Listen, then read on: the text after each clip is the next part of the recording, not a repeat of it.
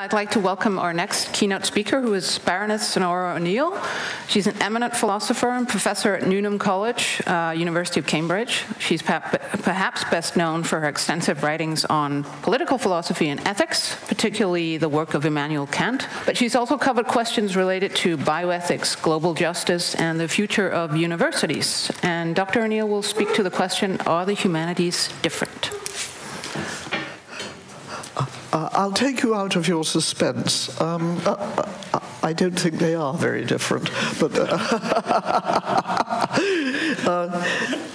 it's a delight to be here, and I think that this sort of occasion is very good because it makes us take stock and we learn new things, and they are surprising. I've been surprised several times in the last hour by things Renz has told us, and I think quite a lot of rethinking needed. So thank you. Thank you, Foundation. So I'll start in a very familiar position, which we're often told, that the humanities are, of course, to be contrasted with the natural sciences, and they use fundamentally different methods of inquiry. And, of course, then behind that, we know the comments that the humanities are less rigorous, less worthy, and less important, and they are also cheaper. Now, that's the familiar terrain, and I think it's mistaken, but today I'm going to try to say something about the role of judgment in inquiry. Many views of the differences between work in the humanities and in the sciences, of course, build on the contrast between erklären and verstehen that Dilthey developed, and I'm going to point out that it has some Kantian antecedents, which I think are important because of the focus on judgment. And the assumption is that we're able to generally to see a distinction between explanation and understanding, empirical and explanatory aims in the natural sciences, interpretive aims in the humanities. Very awkward position for any philosopher to adopt, but that's it. And of course, one of the reasons for recurring to this distinction is because it's often made in quite crude forms, and sometimes, as in the well-known standoff between C.P. Snow and F.R. Leavis over Snow's 1959 Reed lecture, The Two Cultures, the standoff has been vituperative, and there's still quite a lot of vituperation around, I suppose. But I'm going to resist that temptation, and I've also resisted the temptation for quite different reasons of doing overheads, and that is because you destroy argument of a certain sort if you do overheads, particularly if you don't have nice illustrations. I don't have nice illustrations, so apologies for that. My thought is that explanation and understanding are, of course, very important aspects of inquiry, but there are other approaches, and that's what I'm interested in, and there's more to be discussed. So this morning I'm going to focus on the neglect of practical or normative inquiry, both by protagonists of naturalistic inquiry, including scientific explanation, and by protagonists of humanistic understanding and interpretation. But I don't offer this as anything like a complete map of possible approaches, and I'm going to say absolutely nothing about the role of formal analysis or reasoning in all types of inquiry, but of course I don't need to because it's already been done this morning. But I take it that formal methods of inquiry and analysis are of great variety and huge importance, both in the natural sciences and in the humanities. But what I'm going to look at is the neglect of practical or normative questions in both forms of inquiry. In my view, there's a lot to be said here, but fortunately, and this for once is so lucky, that neglect is not replicated in the actual organization either of universities or of government research departments or corporate research departments or think tanks, and it's not replicated in the variety of forms of inquiry that they undertake and support. Many university departments, many research institutions focus at least in part on practical questions and the normative reasoning that they require. Faculties of science, technology, and engineering often investigate technical norms and their practical implementation. Faculties of philosophy and law often investigate ethical, political, and legal norms and questions about their justification, their fitness for purpose, and their implementation. A lot of social inquiry addresses policy questions. Government and corporate research departments and many think tanks investigate practical questions about public policy and technical decisions. So a contrast between naturalistic and interpretive inquiry may or may not be illuminating. I'm not speaking about that this morning, but it is certainly not exhaustive, and it's not reflected in the current organization of practices of inquiry. All the more reason, I think, then, to think much more broadly about different types of inquiry, the standards that they aim to meet, and the connections between them. So I'm going to say just a little bit about directions of fit. On one basic matter, naturalistic and humanistic inquiry take the same approach. That is to say, both seek to fit concepts or principles to actual cases in order to make truth claims about their objects of study. Naturalistic inquiry aims to make testable, verifiable or falsifiable, depending on where we are, truth claims, and it modifies or retracts its claims if they don't fit the way things are. That's the most elementary thing we learn about experimental method. Everyday versions of such inquiry seek to be responsive to available evidence. Is there any butter in the refrigerator, you ask. You open the door, you look, you verify. And more ambitious scientific versions of naturalistic inquiry seek evidence that supports precise and penetrating accounts of the way things are, that can also be used to predict how they will change. Testability, falsifiability, and prediction are central to scientific inquiry, and claims found wanting by these standards are then discarded. Now, interpretive inquiry also aims to make truth claims about its objects of study, frequently, but not only, about cultural objects, by seeking illuminating or revealing interpretations that fit the case and offer wider understanding and perspectives, while not, of course, claiming to identify unique interpretations, thank you, that vanquish all rivals, and of course there's a lot of partisanship here, we all know that. So interpretation may variously be guided by demands for internal coherence, for conformity to the tenets of a specific faith, ideology, or political outlook, for aesthetic coherence, or by many other aims. So I think the one thing we can say about that old contrast between explanation and interpretation is that the explanatory aims of the natural sciences are more exclusive. Their success lies in the capacity not merely to fit available evidence, but to seek out and survive the challenge of new evidence, and to show that a theory covers and explains more than alternative theories. That doesn't mean one ends up uniquely with a single or optimal theory, but it means there's a fierce weeding process. The interpretive aims of the humanistic inquiry are generally less exclusive, although they seek to fit available evidence, and although interpretations are still seen as weaker if they cover less or ignore some evidence. Nevertheless, the aim of finding an interpretation that is uniquely superior to all others is not taken either as fundamental or as indispensable. Now, I think that this distinction has an interesting Kantian pedigree, but there's a third part of the pedigree that's often neglected. The distinction between explanatory and interpretive inquiry was, I think, basic to the distinction that Kant proposed when he distinguished the different relationships between principles and particular cases to which they are applied in making what he called determinant and reflective judgments, or sometimes it's translated determining and reflecting judgments, doesn't matter.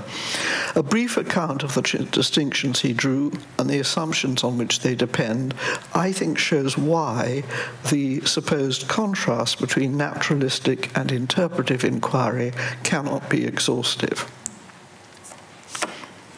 At which point I'm going to try to open a bottle of water. Thank you so much, Fleming. I failed, you see. It was the practical task that defeated me. Defeating Fleming too. It is so hygienic that it is inaccessible.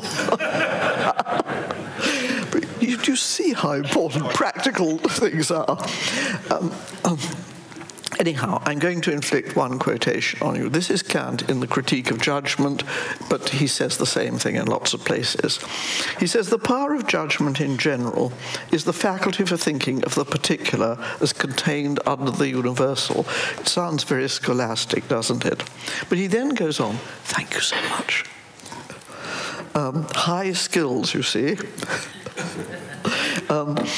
Then he says, if the universal, the rule, the principle, the law is given, then the power of judgment, which subsumes the particular under it, is determining, or determinant. If, however, only the particular is given, for which the universal is to be found, then the power of judgment is merely reflecting, or reflective. This distinction is not one between the items or material to which principles are applied in the two types of judgment. Both determinant and reflective judgment take it that principles are applied to particular cases, to some object, material, situation, action, text, artifact, the list could go on, or to some feature of these. The difference between them lies in the assumption made about principles,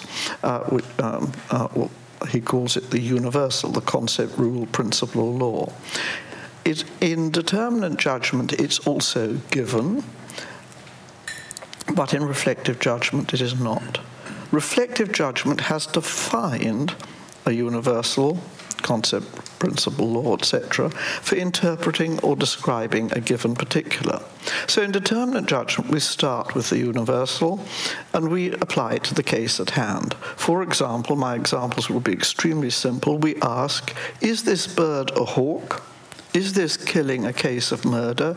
Is this sentence grammatically correct? We apply that given universal to a particular case.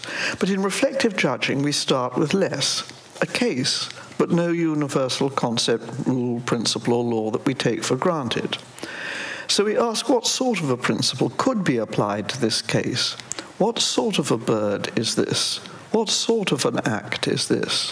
What sort of a story or text or artifact or image is this? Reflective judging, therefore, interprets cases or situations, actions, texts, etc. Now, as Kant sees it, reflective judging is basic not only to aesthetic judgment and purposive inquiry, though that's the well-known context in which he developed this distinction, but also and in particular to scriptural and legal interpretation, about which he wrote a great deal, and of course to other forms of interpretation. Reflective judging embraces indeterminacy. Its aim is not to eliminate or minimize indeterminacy, but to develop illuminating and inevitably still indeterminate ways of describing, articulating, or interpreting cases. Of course, the approaches taken aren't always convincing. Some reflective judging proposes ways of interpreting cases that are revealing or interesting, but a lot of it is tendentious or narrowly partisan, and some of it is downright tedious. So there's no sort of blank check for interpretation in what I'm saying here. Reflective judging is therefore more open than determinate judging. It's a fundamental difference, but it builds on the fact that both forms of judgment, both naturalistic and interpretive inquiry, assume that there's something, some particular object or case or situation or aspect of an object, case or situation to be judged. But this assumption does not hold for practical or normative inquiry, where the starting point is still some universal concept, law, principle, rule that can be used to shape the world, not to apply to the world, but to shape the world and the natural and cultural objects it contains in some small part, thereby producing something that did not previously exist. In practical judgment, the particular is not given, it is produced by action that fits the world to the principle. The whole point of action guiding practical judgment is that it has to be done before any particular is given. We cannot work out what to do by discerning what particular act we will have done at some future point, nor is practical judgment a matter of self-prediction. So I'm going now to try to say something about how I think practical judging is different, which I think is quite fundamental.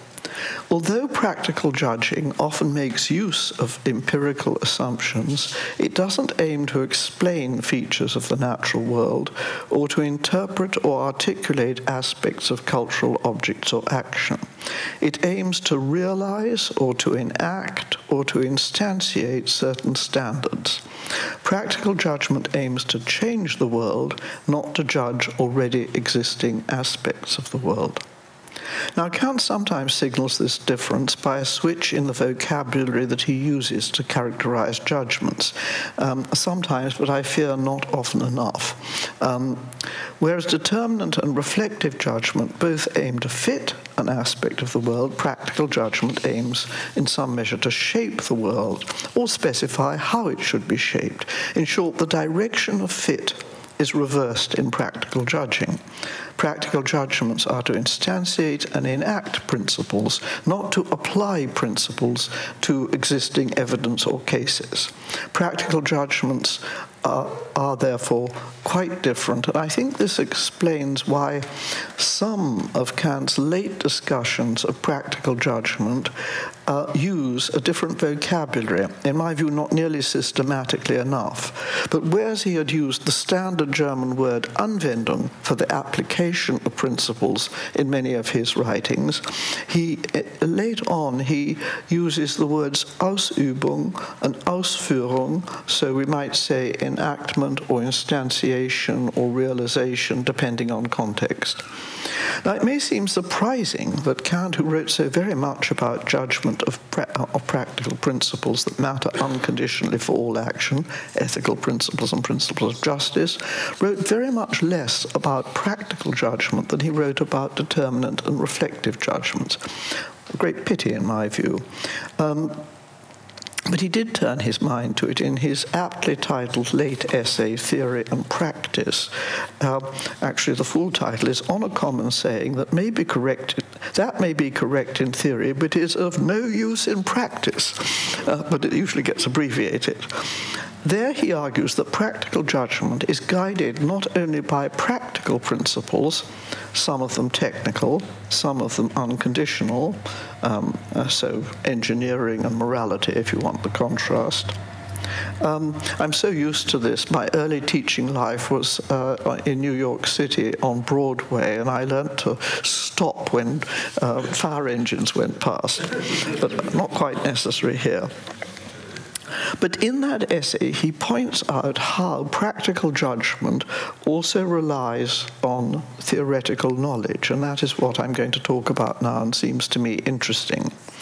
His most surprising claim, and I think it's plausible, is that problems can arise in practical judgment not because too much theoretical knowledge is brought to bear in making judgments, but because too little is available or brought to bear. He sets aside the problem, which is surely real enough, that failure in judging often arises because someone has poor judgment, and he only considers problems that are going to arise in practice even when, as he puts it, a natural talent for judgment is present. And he argues that in such cases, a deficiency in premises could undermine or hinder practical judgment. In making practical judgments, having more constraints, both more theoretical constraints and more practical constraints, is often useful, and it may be indispensable. He wrote, it was not the fault of theory if it was of little use in practice, but rather of there having been not enough theory. Thus, nobody can pretend to be practically proficient in a science and yet scorn theory without declaring that he's an ignoramus in his field. So rather than dismissing theory as irrelevant to practice, we should take account of a sufficient range of theoretical constraints, as well as the relevant practical principle, to ensure that taking together they can steer action in a way that meets the demands both of technical expertise, when that's what we're dealing with, or of duty, when that's what we're dealing with adequate specificity in actual circumstances. Depending on context, theoretical constraints are likely to include considerations and theoretical knowledge that bear, for example, on the availability, the feasibility, the effectiveness, the affordability, or the social acceptability of specific ways of meeting requirements. These and other theoretical constraints may be needed to shape the way in which normative principles are respected. So, as Kant sees it, mere theory, as he puts it, can be relevant both to technical and professional judgment and to unconditional moral judgment. He starts with technical experts, and I find it a fascinating thing that his choice of examples. He often uses the judge. I think that's not a very good example because judges make different sorts of judgment. But he uses the examples of the artilleryman and the doctor quite frequently. Technical experts who aim to put their expertise into practice do so in pursuit of desired or professionally required ends, and they can be helped to identify which specific action does so best by drawing on a much wider range of considerations that bear on the likely feasibility or effects of the action to be taken in the actual circumstances. And these constraints are often articulated in other theories that bear on such cases. So in prescribing medical treatment, it's extremely useful to know about the etiology and transmission of the relevant condition, or about the effects of specific treatments. Or in firing an artillery piece, it's useful to know not only about ballistics, but about other theories of constraints on accuracy, such as those that are articulated in theories of friction or of air pressure. Here, the picture of technical practice as failing despite good capacities for judgment because there is not enough or not good enough theory is, I think, plausible enough. Physicians who lack an adequate account of infection, architects who don't know enough about their materials, farmers who lack an understanding of the effects local growing conditions will have on the crops they plant, could all go wrong in practice, even if their capacities for judgment were pretty good. Kant's claim that practice may fail because expertise is limited by lack of theory seems to me, therefore, to make good sense. Practical judgments on this account draw on many sorts of theoretical claims, not only, as is sometimes, but I think inaccurately stated, on means-end judgments. They also need to identify which of many ways of enacting the relevant practical principles take adequate account of the many constraints that bear on action, and also engage with theoretical accounts of what it will take to enact those realities. Realism is indispensable in working out how the demands of morality are to be met in actual situations. The dreaded black page. Never mind, it was an aberration. But to change the world by selecting ways of action that fit both the relevant moral principles and the known theoretical constraints. In short, I think practical judgment is somewhat analogous to solving an equation where you've got a number of variables. Now, this is borne out, but the fact that this sort of realism is also borne out in Kant's writings on questions of justice and ethics. And in writing on justice, he always, of course, takes a principled view of where you have to start, the principles you should think about. But he's also extremely realistic. You've got to take account of the world and the multiple constraints that will introduce. And all those writings, those late writings about the imprudent and unrealistic realistic pursuit of moral aims in political practice are, I think, illustrative of this issue. For him, a commitment to justice won't be adequate unless it's combined with political realism and a grip on the theoretical and empirical constraints on action that this requires. But he made the same points about unconditional, morally practical judgment, which indeed differs from technically practical judgment. But moral judgment, again, needs to take account of a realistic account of the multiple constraints and hence the evidence that we can get from theory about those constraints. Morally practical judgment, like expert and technical judgment, needs to take account, therefore, not just of means-end relations, but of the full range of practical and prudential considerations on which the implementation of a wide range of empirical theories is going to have to take heed. Now, I've suggested already that positions that distinguish only theoretical explanation, as used in the natural sciences and other empirical inquiry, and interpretive understanding, as deployed in the humanities, oversimplifies the real variety of forms of inquiry.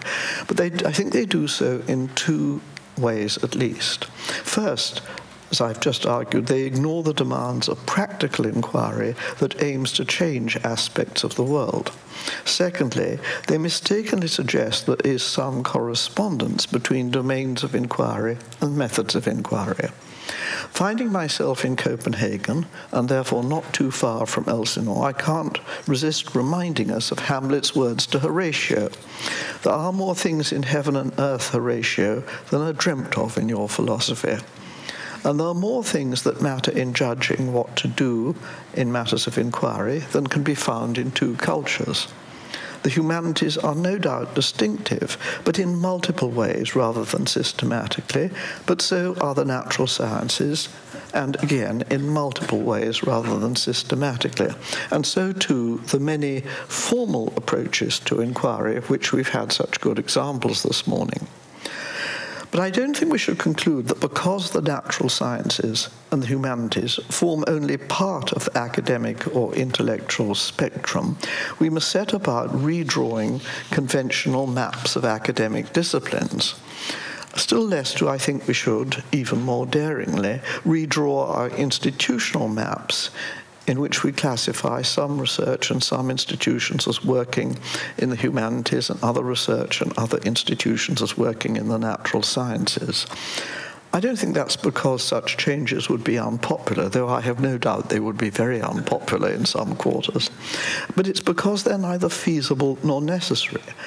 There's neither any need nor any prospect of aligning areas of inquiry with methods of inquiry.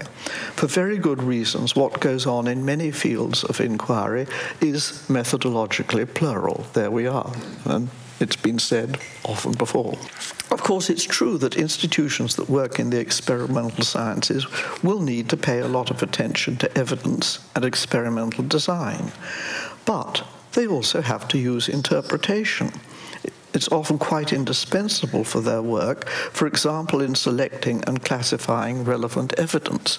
I remember having a good conversation with the former chief executive of one of our research councils, Engineering and Physical Sciences, and he said, no, we don't do interpretation in physical sciences. And I said, are you absolutely sure? Then I said, what do you do when somebody proposes a new notation or metric? And he said, oh, that's very difficult because the problem is it's so unclear what hypothesis they're testing. Well, at the end of that conversation, he said, you're right, we do use interpretation. And I think that makes us all relax a bit. It is quite clear that interpretation is key there too.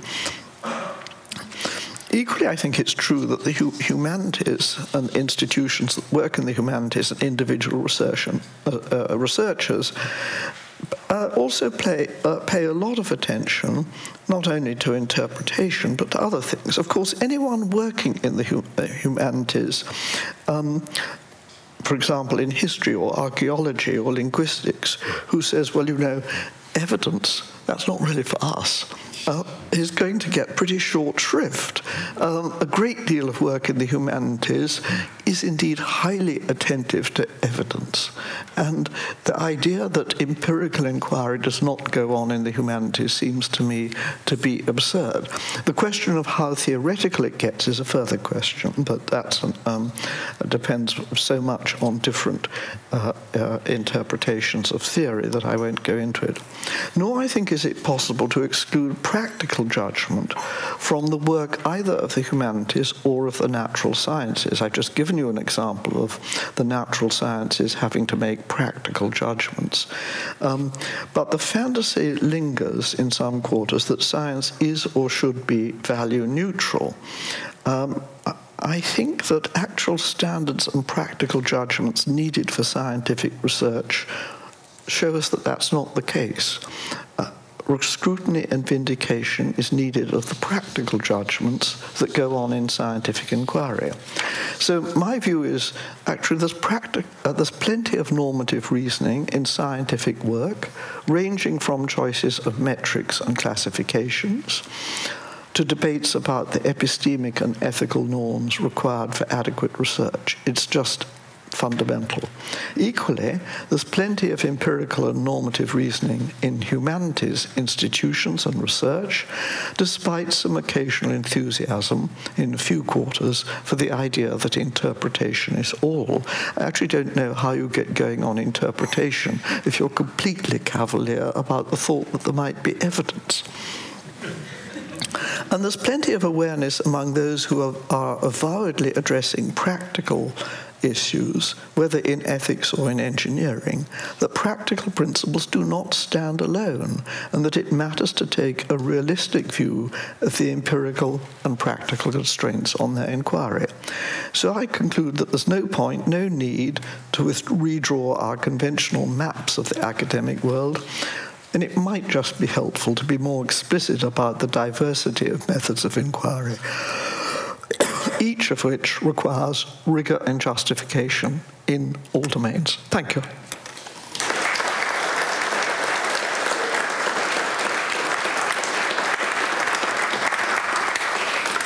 Thank you, Dr. O'Neill, for a very enlightening and eloquent speech. Questions or comments?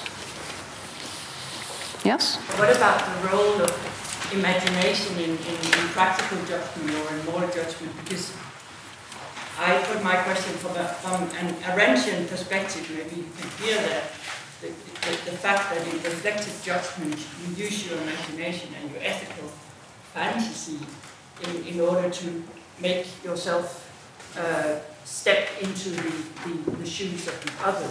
So where do you put in your, in your giving a lot to the Kantian anthropology and putting less emphasis on the reflective judgment, that's what I heard.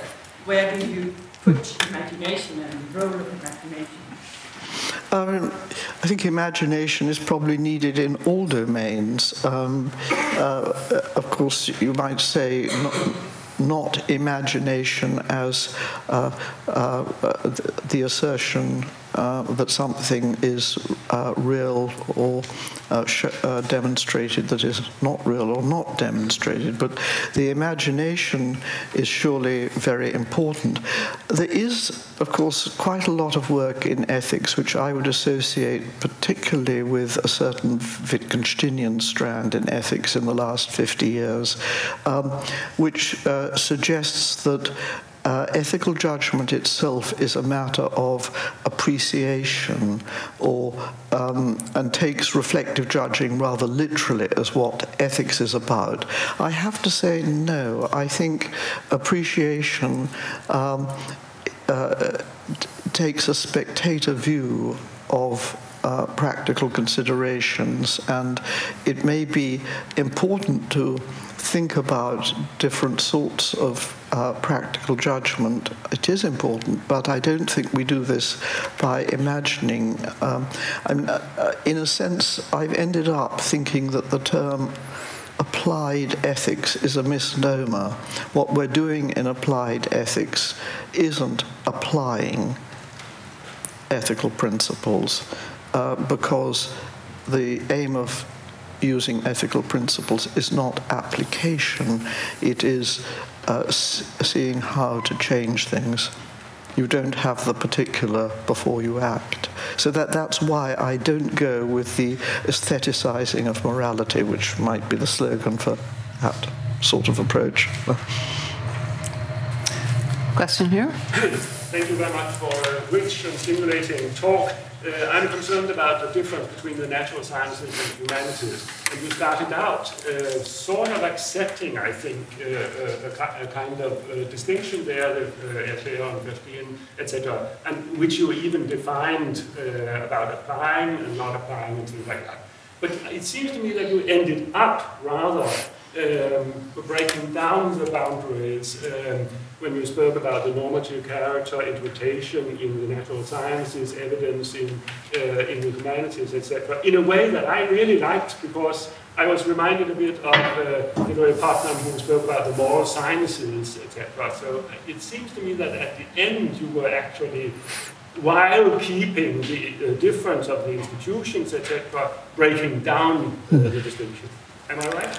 I think what I was trying to do was to say, of course there is empirical inquiry, both everyday and other, scholarly, scientific, and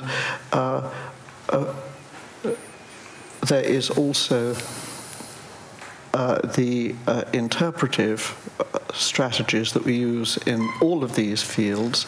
But my main, if you like, complaint was that in drawing this distinction, people have lost sight too often of the huge amount of our effort to understand things in the broader sense, which is neither a matter of explanation nor a matter of interpretation, but which is practically oriented. And the lack of an account of practical judgment was the bit I fastened on as what was absent there. So I'm not denying that very rigorous attention to empirical evidence is essential, and by the way, not only for physicists, but for historians. And I'm not denying that interpretation, and sometimes imaginative interpretation, may be important, again, for physicists or historians. I'm saying there's more. Hence the Hamlet's remark to Horatio, there are more things than are dreamt of, because when we talk about explanation and understanding, we ignore the direction of fit, where the object is not to fit our claims to the world, but to fit some small part of the world to our claims, the practical perspective. But that would be common to the natural sciences. They don't theorize it. I mean, I agree it's common, but it's important for both. It's important for virtually everything. I actually think it's also quite important for the more formalistic methods of inquiry that we use in grammar or in mathematics. But we have to say something about the direction of fit that aims to change the world. And my gripe, if there was a gripe in this piece, is that the distinction between erklären and verstehen leaves us without any account of that. A question in the front row. Thank you for the talk. I think, for example, a discipline like philosophy is really interested in this, the birth hour of a new science. Your example of the reflexive judgment, where you say you have this specific bird, which principle does it fit into? Which type is it?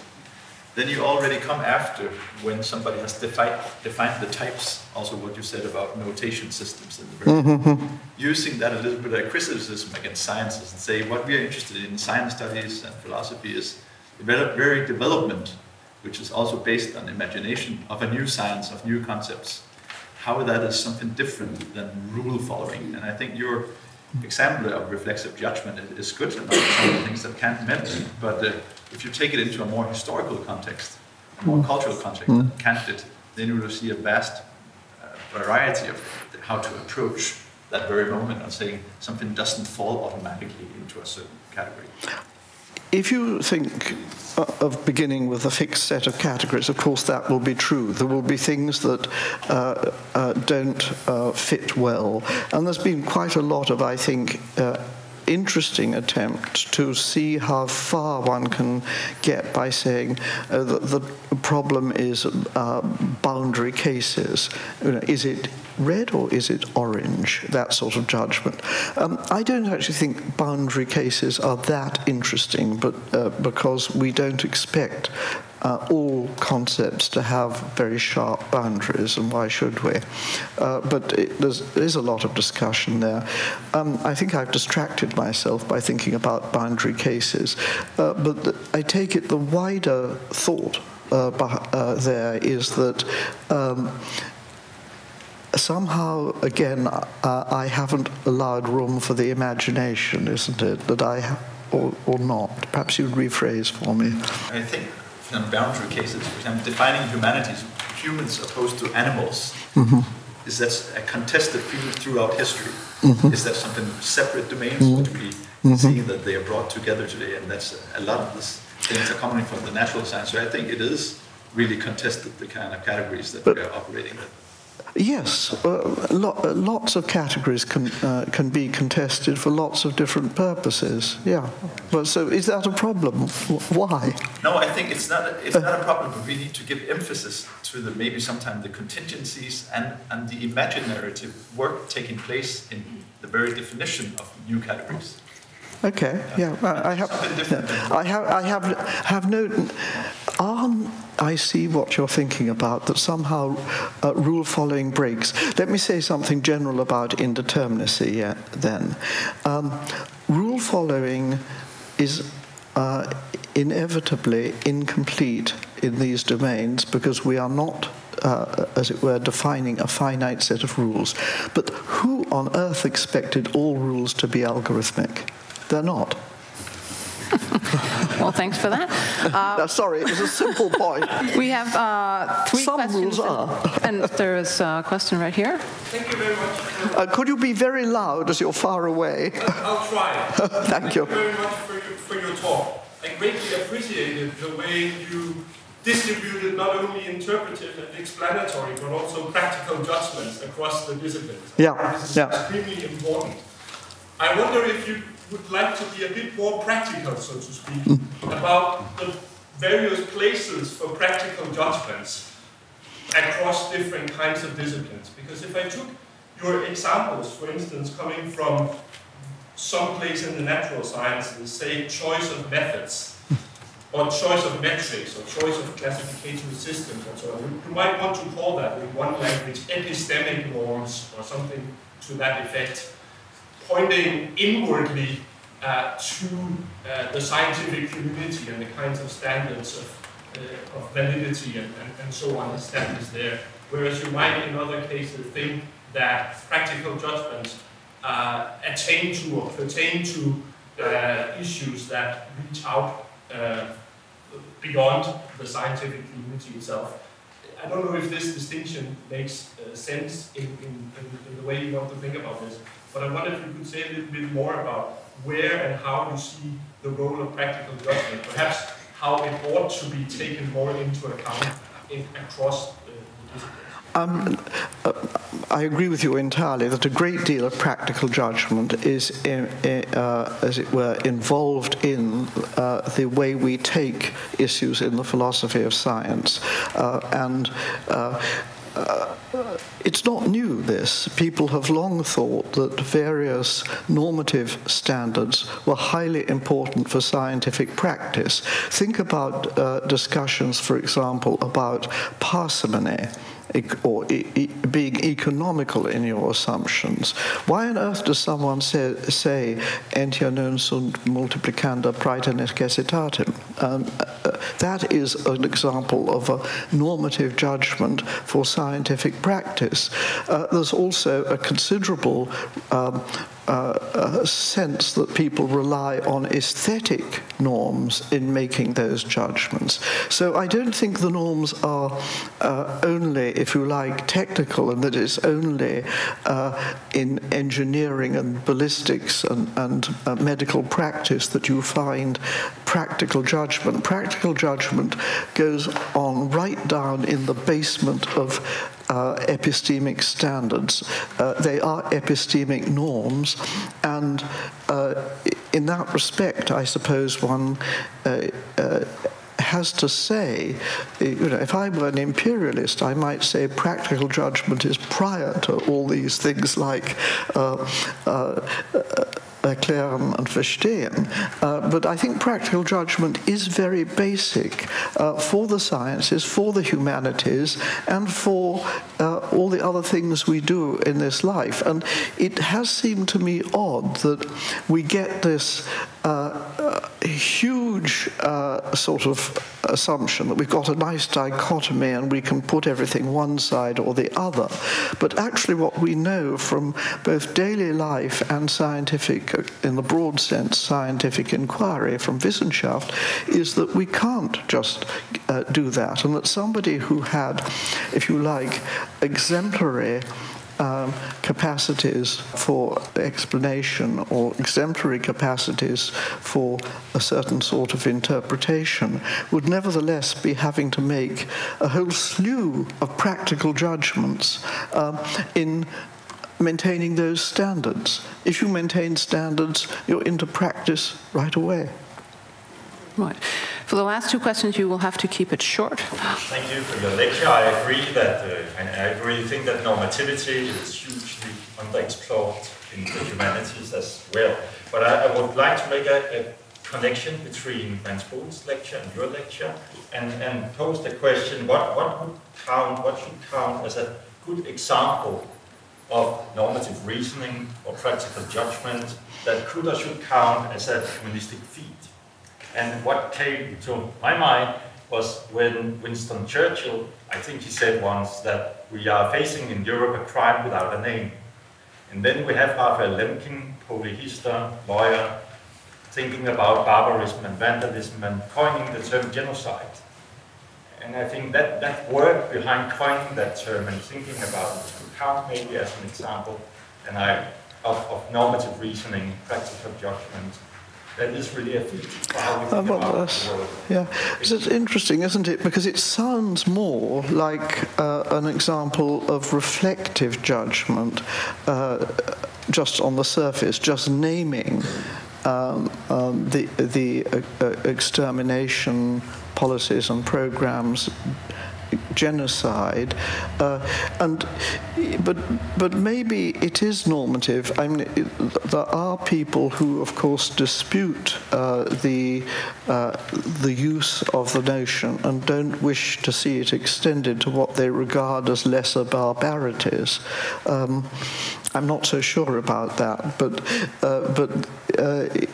I think it has been an enriching vocabulary, though often misused. And introducing new terminology isn't, of course, normatively unstructured. You've got to think about what are your criteria for applying the new term, and you don't want it to end up made ludicrous. I mean, take an example from this week's news. When President Trump told the world that he is a stable genius, well, somehow it doesn't seem to do anything except make us laugh, because anybody who says that of him or herself rather refutes themselves. So, I mean, inventing terminology, introducing new terminology can be utterly serious, utterly important and revealing. And I think on the whole and on balance, the term genocide has been useful. But if you sat down as a parlor game and you listed 50 isms of the last 40 years, would they all be useful? Would they all be something we wanted to retain? Or would we say, well, that was polemical, but it wasn't very revealing, or this one has just dropped out of use? I don't know. Thank you, Dr. O'Neill, once again.